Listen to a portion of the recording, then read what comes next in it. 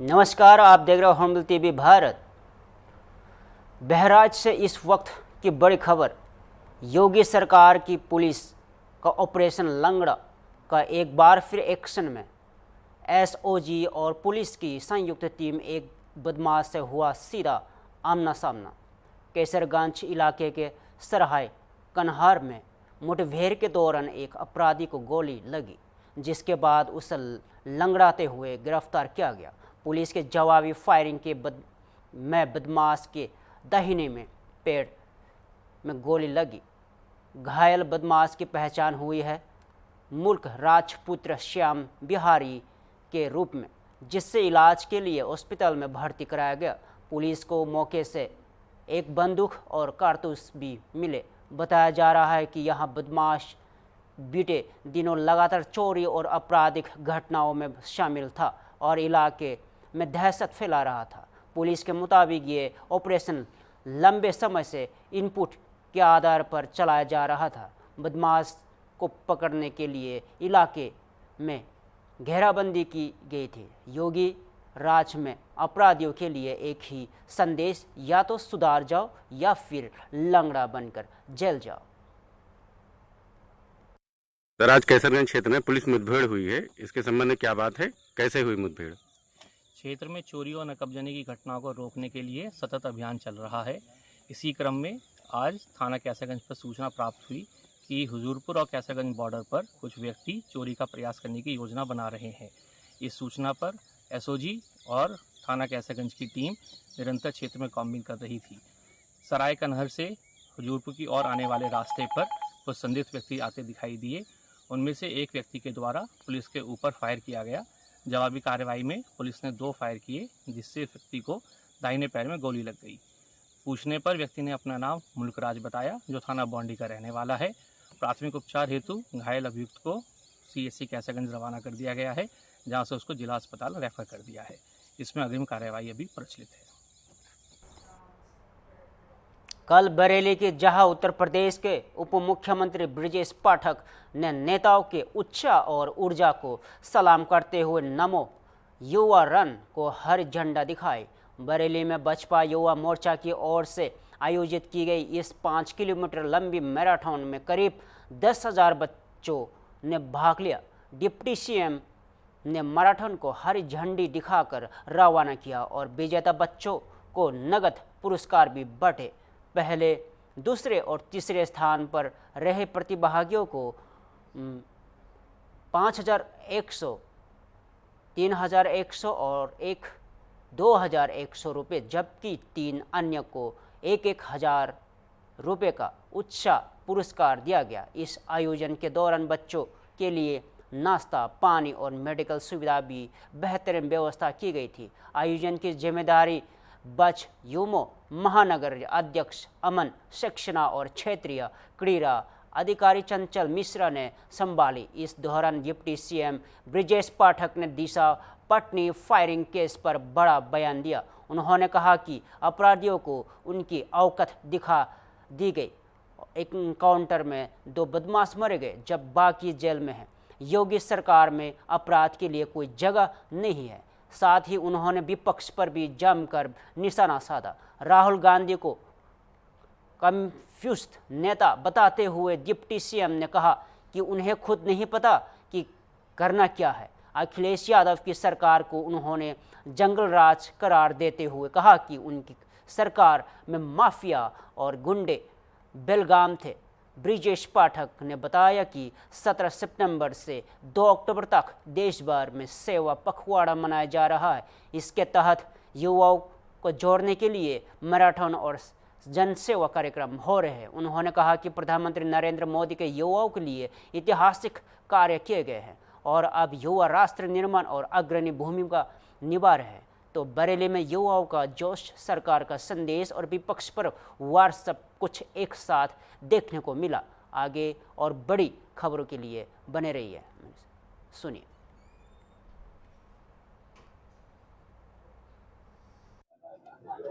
नमो युवा रन, नमो मैराथन युवा मोर्चे ने आयोजित किया है और ये युवा मैराथन पूरे देश में आज संपन्न हो रहा है, पूरे प्रदेश में आज संपन्न हो रहा है। हजारों की संख्या में युवाओं ने भी भाग किया है। आदरणीय प्रधानमंत्री नरेंद्र मोदी जी के जन्म दिवस से लेकर के उनकी महात्मा गांधी जी की जयंती तक भारतीय जनता पार्टी नेतृत्व सेवा पखवाड़ा रूपे हर्षोल्लास के साथ मना रही है। इसमें विभिन्न कार्यक्रमों का सेवा के रूप में आयोजन होता है, जिसकी शुरुआत 17 सितंबर से रक्तदान शिविर, निःशुल्क स्वास्थ्य शिविर के माध्यम से स्वच्छता अभियान के साथ प्रारंभ हुई। इसमें केंद्र प्रदेश के सभी विभागों के साथ समन्वय स्थापित कर जन जन की सेवा के उद्देश्य को पूरा करने के लिए ये लगातार पखवाड़ा मनाया जा रहा है। उसी अनुक्रम में आज बरेली जनपद में युवा मोर्चे ने एक बेहद स्तर पर युवा मैराथन नमो रथ का आयोजन किया था। इस आयोजन में बरेली जनपद के हजारों की संख्या में युवाओं ने स्टूडेंट्स ने भाग किया है। मैं सभी ऐसे विभागीय भाई बहनों को बहुत बहुत बधाइयां शुभकामनाएं देता हूँ, विजेताओं को शुभकामनाएं देता हूँ और युवा मोर्चे का हृदय की गहराइयों से अभिनंदन करता हूँ।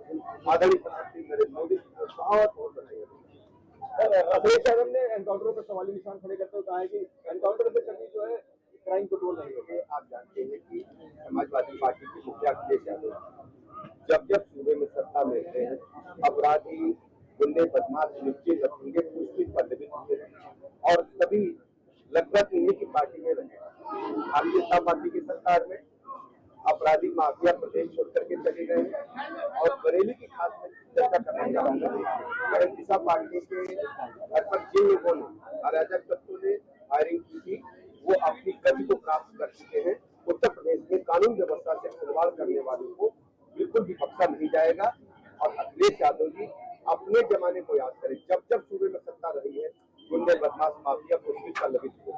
राहुल गांधी ने H1B पे वो लगाया कि भारत का प्रधानमंत्री राहुल गांधी जी को खुद भी नहीं पता है। राहुल गांधी से पूछिए कि अपने ऊपर जरा आत्ममंथन करें, वो कहाँ खड़े हैं और क्या करने वाले उनको खुद ही नहीं पता। हमारी सरकार लगातार सीतापुर से बड़ी खबर। मोहाली के नरनी गांव में एक महीने से दहशत फैलाने वाले भागिन को आखिरकार ट्रेलुलाइज करके पकड़ लिया गया।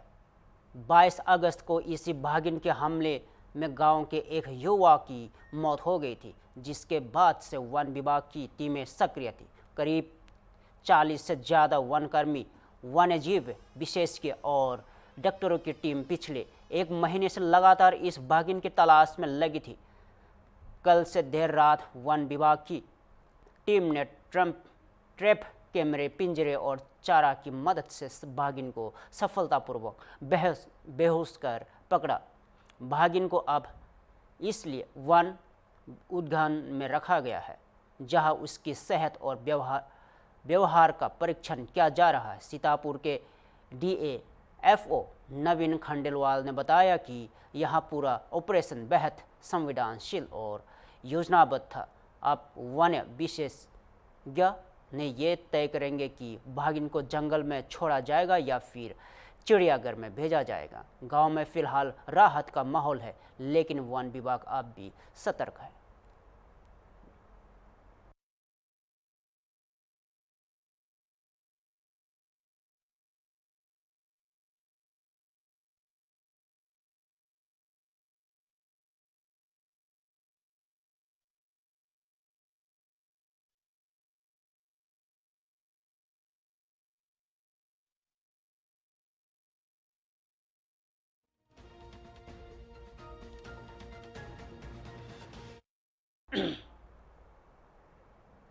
सीतापुर से फिर एक बार फिर बड़ी खबर। उत्तर प्रदेश के स्वास्थ्य तंत्र की बदहाली की तस्वीर जगह वही है।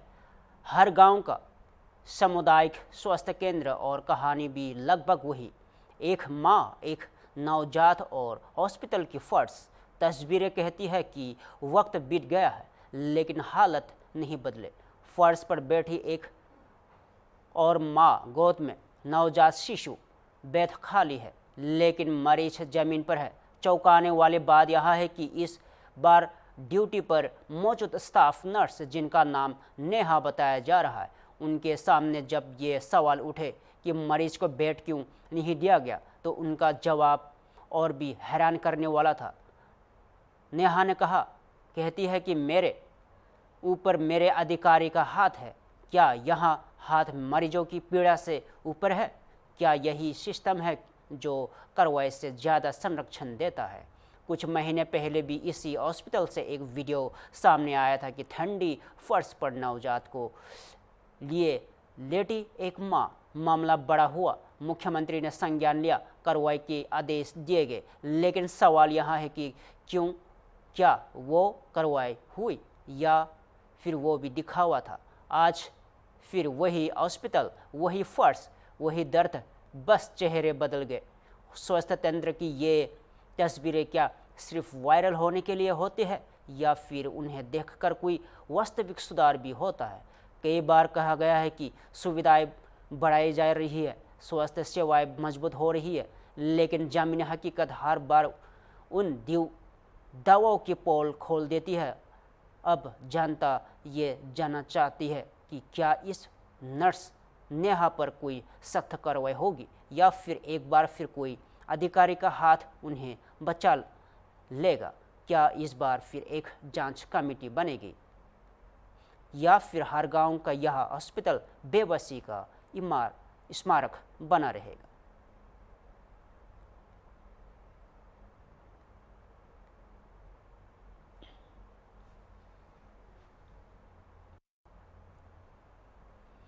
बुलंदशहर से चौंकाने वाला वीडियो सामने आया है, जहां डीजे की तेज आवाज़ ने एक मेडिकल स्टोर की अलमारियों को हिला दिया और दवाइयाँ खुद नीचे गिरते नजर आए। यह वायरल वीडियो सिकंदराबाद नगर के दामोदर खटकट के पास का बताया जा रहा है, जहां अखंड ज्योति यात्रा के दौरान डीजे के तेज ध्वनि तरंगों ने मेडिकल स्टोर की अलमारियों को तक हिला दिया। सीसीटीवी फुटेज में साफ दिखाई दे रहा है कि जैसे ही डीजे की लहरें गूंजती, दवाइयाँ खुद ही गिरने लगती, जैसे किसी भूकंप के हल्के झटके लगे हो।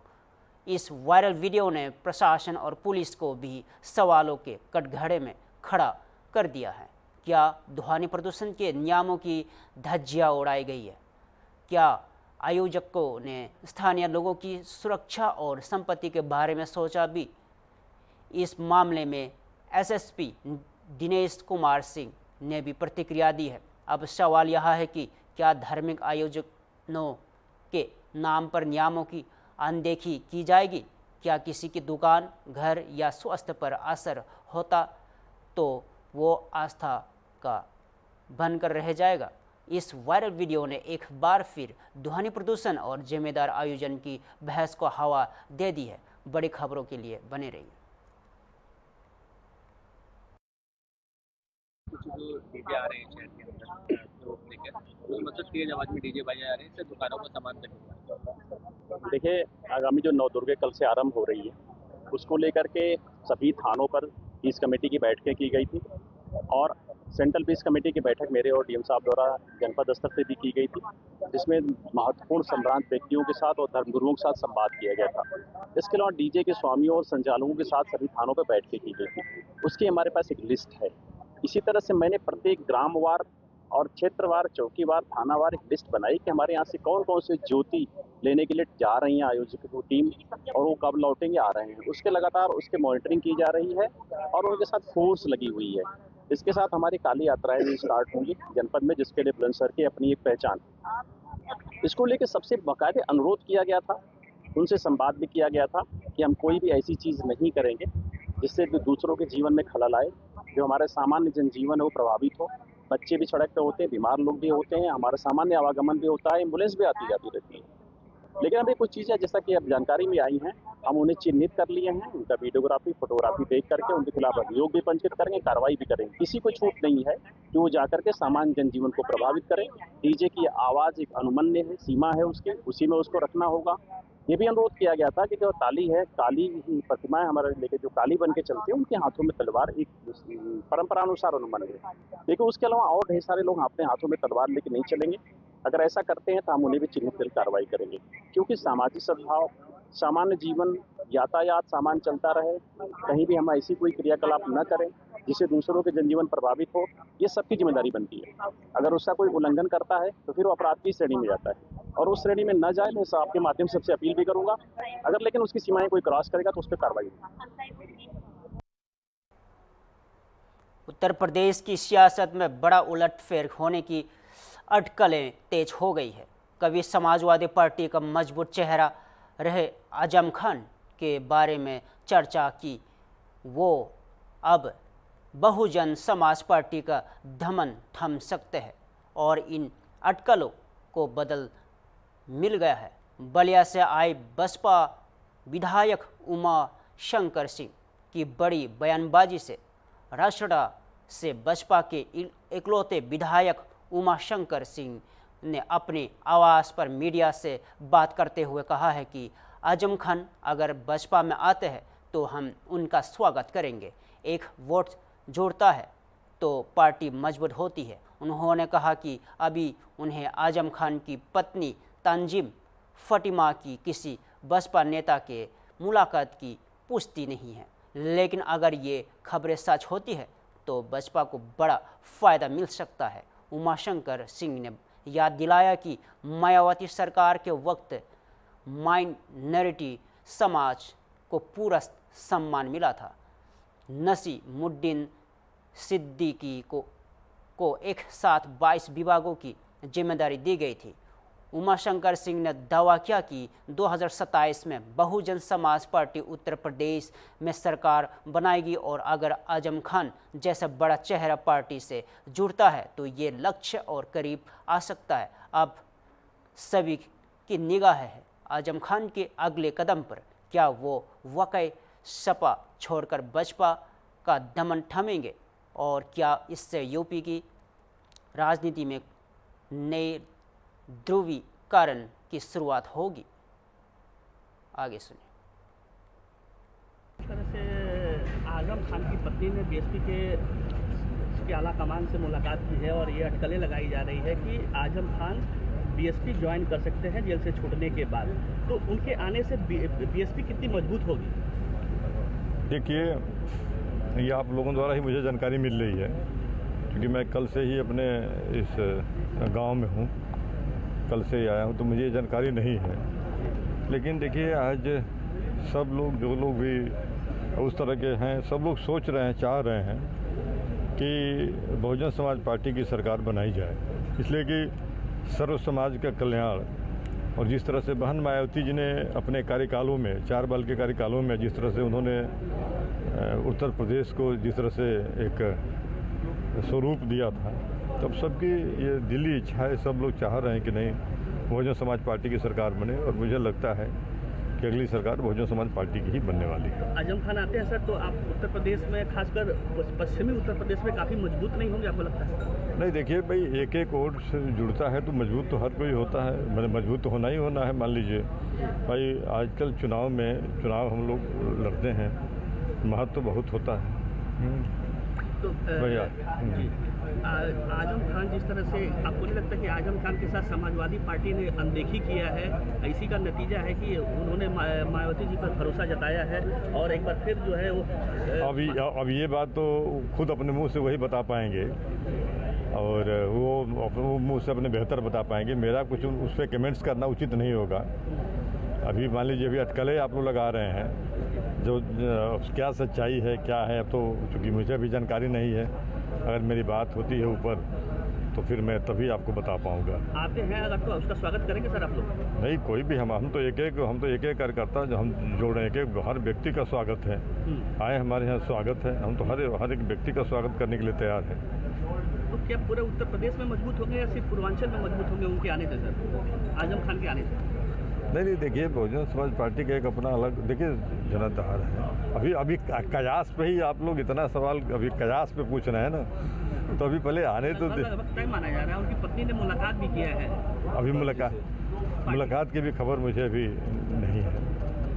अभी चूँकि इसलिए मैं बता तो रहा हूँ कि अब जान ही रहे हैं गाँव पे तो आप ही लोग जब आते हैं तो कुछ खबरें मिल जाती हैं, नहीं तो यहाँ तो सुबह से लेके जनता के बीच में मैं एकदम रहता हूँ। आजम खान अगर आते भी हैं बीएसपी में, तो क्या लगता है कि पीडीए का जो फॉर्मूला है समाजवादी पार्टी का, उसको पलीता लगेगा सर? नहीं देखिए मैं फिर कह रहा हूँ कि पीडीए तो ये कहने के लिए कोई फार्मूला वगैरह है नहीं। पीडीए भाई देखिए, मैं बता रहा हूँ कि जिस तरह से सर्व समाज की हिस्सेदारी और भागीदारी जिस तरह से बहुजन समाज पार्टी में है, तो उसकी लोग नकल करने की कोशिश कर रहे हैं, लेकिन अभी बहुजन समाज पार्टी का नकल कर पाना बहुत दूर है। तो नहीं, निश्चित रूप से वो कोई ये नहीं है, कोई मतलब नहीं है। आप देखिए, आप बहुजन समाज पार्टी के आप लोग वरिष्ठ पत्रकार हैं, किसी भी कार्यकाल का देख लीजिए तो देखिए उसमें कितना जातीय सामंजस्य बना करके, कितना सबका समायोजन जो है किस तरह से सबका किया गया था। कौन व्यक्ति जो हमने हर समाज के व्यक्ति को एक प्रतिनिधित्व दिया गया था, कम से कम ये कि चलिए अपने समाज में जो कुछ कमियां होंगी ये बताएंगे, कराएंगे। तो ये सब चीज़ सोच तो केवल बहन मायावती जी के पास ही है। 27 के लिए पूरी तरह से आप लोग तैयार हैं? जी पूरी तरह से तैयार हैं। बस आप लोगों के सहयोग की उम्मीद करते हैं कि आप लोग हमारे पत्रकार भाई भी हमारे सहयोग में रहेंगे, और क्योंकि हमारी जो सकारात्मक चीज़ें हैं उसको पब्लिक तक पहुंचाएंगे। एक सवाल और है कि आखिर आजम खान की पत्नी ने मायावती जी पर भरोसा क्यों जताया? क्यों भरोसा जता रही है मायावती जी पर, क्या लगता है? तो अब ये तो मैंने आदरणीय आजम खान साहब की पत्नी जी से ही बात करना पड़ेगा, लेकिन देखिए मायावती जी, बहन मायावती जी उस लायक हैं, भरोसा करने लायक, उस लायक भरोसा करने लायक हैं। वो उनको लग रहा है कि यहाँ न्याय होता है, यहाँ न्याय होगा। आपने देखा है कि, और कोई विशेष तौर से आपने देखा होगा जब बहुजन समाज पार्टी की सरकार थी, उस समय एक जो माइनॉरिटी समाज से जो मंत्री थे नसीमुद्दीन सिद्दीकी जी, आपने देखा कितने 22 विभाग थे।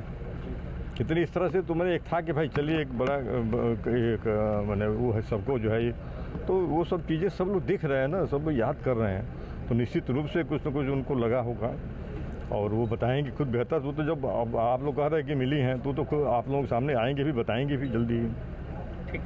Thank you.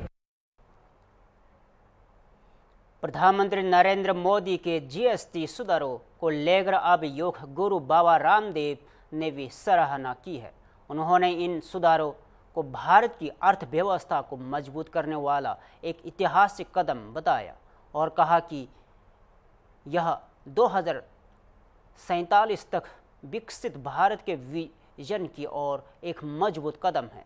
योग गुरु बाबा रामदेव ने कहा कि जीएसटी में कमी से आम जनता का वित्तीय बोझ कम होगा, लोगों को पैसे बचाने में मदद मिलेगी और समृद्धि को बढ़ावा मिलेगा। उन्होंने प्रधानमंत्री नरेंद्र मोदी की स्वदेशी उत्पादों को अपनाने की अपील का भी समर्थन किया और कहा कि स्वदेशी से ही आत्मनिर्भरता और आर्थिक स्वतंत्रता संभव है। भारत को अगर वैश्विक नेतृत्व करना है तो हमें अपने ही उत्पादों को प्राथमिकता देनी होगी। इससे पहले प्रधानमंत्री नरेंद्र मोदी के ने वीडियो कॉन्फ्रेंसिंग के जरिए राष्ट्र को संबोधित करते हुए जीएसटी बचत उत्सव का शुरुआत की थी, जिसमें उन्होंने बताया कि कम जीएसटी दरों से घर, वाहन और उपभोक्ता वस्तुएं अधिक सस्ती हो जाएगी। प्रधानमंत्री ने यह भी कहा कि दुकानदार ग्राहकों तक जीएसटी लाभ पहुंचा रहे हैं और कुछ दुकानों पर तो सुधार से पहले और बाद की कीमतों की तुलना भी प्रदर्शनी की जा रही है। अब बाबा रामदेव की यह प्रतिक्रिया एक संकेत है कि सरकार के आर्थिक सुधारों को सामाजिक और व्यापारिक क्षेत्र में से भी समर्थन मिल रहा है। देश के यशस्वी प्रधानमंत्री ने जब जो कहा है उसको पूरी प्रखरता के साथ पूरा किया है और जीएसटी में राहत दे करके देश की अर्थव्यवस्था को एक नई रफ्तार दी है और लोगों की इससे सेविंग होगी और देश की अर्थव्यवस्था एक नई क्षितिज तक पहुंचेगी। देश के प्रधानमंत्री का जो सपना है 2047 तक भारत को विकसित बनाने का, उसमें यह एक अहम कारगर कदम होगा। चाहे वह करदाताओं को छूट देने की बात हो, जीएसटी भी ज़्यादातर प्रोडक्ट्स जिनमें 18 और 12% था, 99% को 5% की कैटेगरी में ला करके देश के प्रधानमंत्री जी ने सबके मंगल के लिए, सबके कल्याण के लिए, देश के लोगों के पास में पैसा होगा, वो समर्थ बनेंगे, समृद्ध बनेंगे, तो देश की अर्थव्यवस्था को वो नई गति प्रदान करेंगे।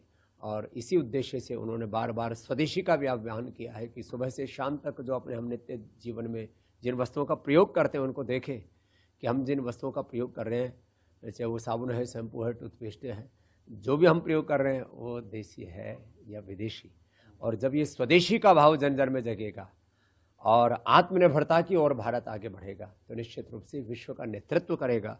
और ये जो टैरिफ के नाम पर टेररिज्म, टैरिफ के नाम पर अनारकी और टैरिफ वार जो पूरी दुनिया में चल रहा है, और इससे भी देश मुकाबला कर पाएगा। भारत के सामने दुनिया को झुकना पड़ेगा। नेगोशिएशन में भारत पूरी दुनिया के सामने अपनी बात मजबूती से रख सकेगा।